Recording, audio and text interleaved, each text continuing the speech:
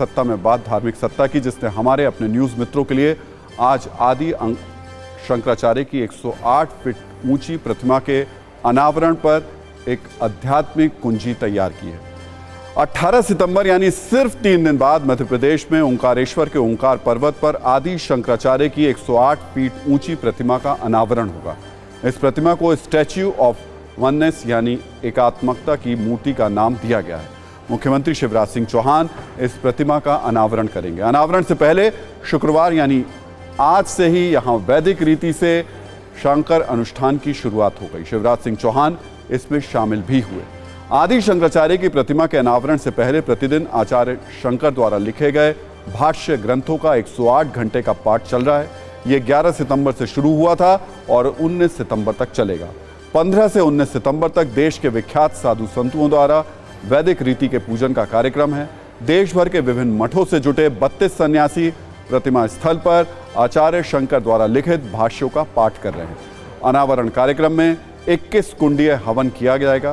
देश भर के शैव परंपरा के नृत्यों की प्रस्तुतियां भी होंगी। इसके अलावा वेदोच्चारण और शंखनाद के जरिए पूरा कार्यक्रम किया जाएगा। आपको कुछ जानकारियां और भी दे देते हैं।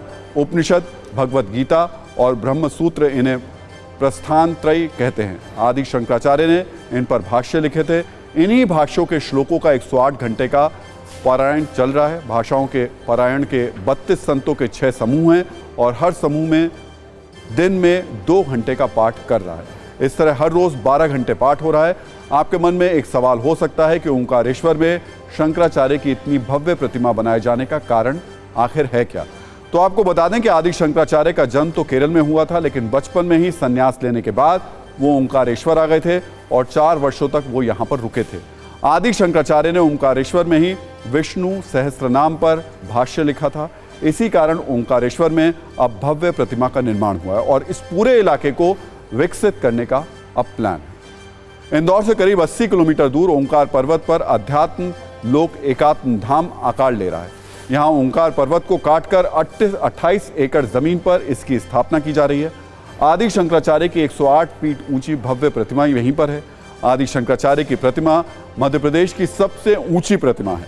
आचार्य शंकर सांस्कृतिक एकता न्यास और MPSTDC ने मिलकर इस प्रतिमा का निर्माण करवाया है।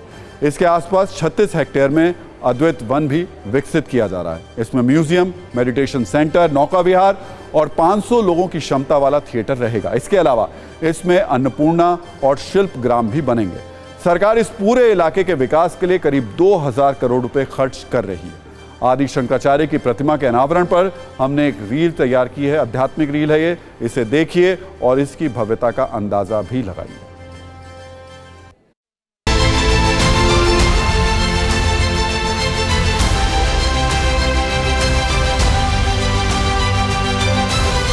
आदि गुरु शंकराचार्य जी की प्रतिमा का 18 सितंबर को अनावरण किया जाना है। 2017 में इस प्रोजेक्ट की शुरुआत हुई थी, जब मुख्यमंत्री शिवराज सिंह चौहान ने इसका ऐलान किया था और उसके बाद इस प्रोजेक्ट पर तकरीबन 2100 करोड़ रुपए खर्च भी किए जा रहे हैं।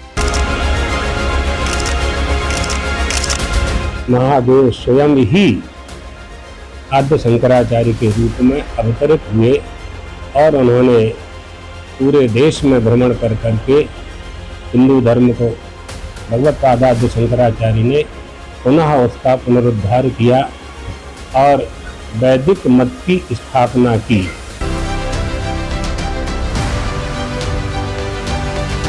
देश भर के तकरीबन 5000 संत ओमकारेश्वर में मौजूद रहेंगे।